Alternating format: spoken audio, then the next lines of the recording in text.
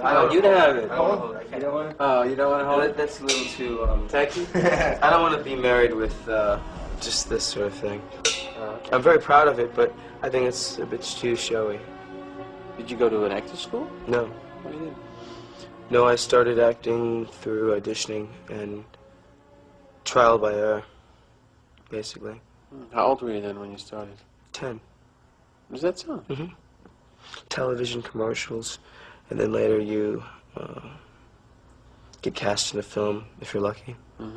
I can't really explain why I understand what I understand. I just do.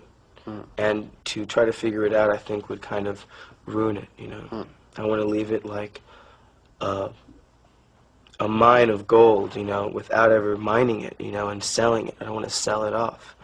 I don't want to talk about it. I don't want to understand it in a way that will exploit the pureness.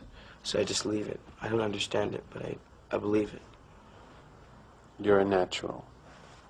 I'm not saying anything. I'm saying it. Okay, thank you very much. Yeah, I thought you did a wonderful performance in that movie. I thought that the home theme, In Search of Home and the Birthplace, very much cued by Gus's visual with the salmon swimming upstream, getting back to that spawning ground.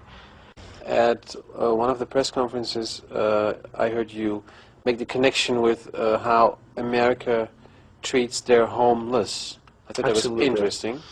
Well, I mean, we all know it. I mean, there's nothing to hide. It's very obvious. There are priorities that lie more in an arms race or supporting like a World Bank, which has its subsidiaries and its affiliates spreading, you know, develop the third world or whatever, you know, spreading its havoc across our continent, you know. It's more of like a police state now, more so than ever in the States, you know.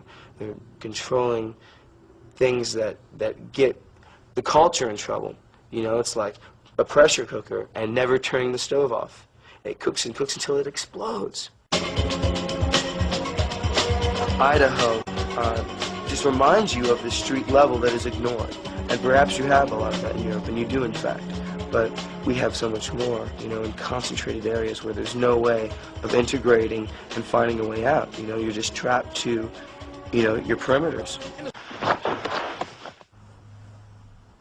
That was short. Well, I mean, the problem is that I believe very much in the Native American Indians who really owned this land beforehand. And their idea was that a photo can take your soul. So, of course, I've compromised to some degree, but then I haven't because I'm playing another character in films. Beer break. It's imported, and it's from Holland. Yeah. Did you tell them the story yet? Last night I was at a conference of some kind. It was terrible. And I was asked to do Amsterdam TV by the company. I said, oh, well, yeah, where are they? And then he shows up, and I know Brom from the Chili Peppers. And so then we got together and started this. Because you normally don't do I don't a do lot television. I don't want to sit there and be a puppet and you become more of like a speaking piece for their show than your own film.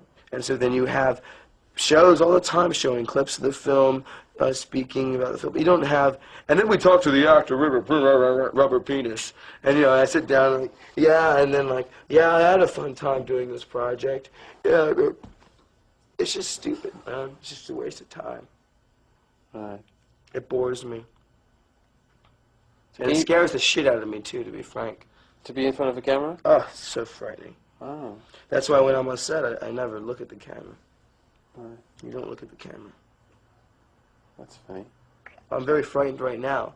I'm dealing with it somehow. Yeah, you're dealing with it quite well, actually. But I really am frightened. Oh. This is very... yes. A tributary to the Holland imported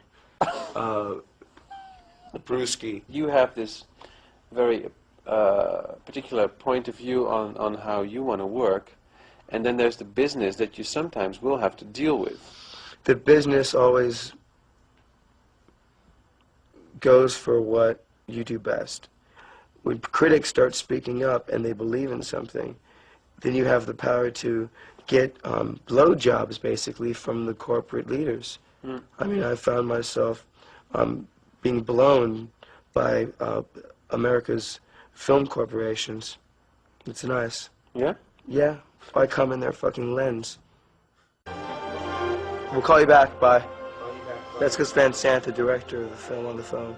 It's not about career, it's about believing in something, it's about prosperity, and it's about caring and empathizing and wanting to create the best, the most true to life, the most real.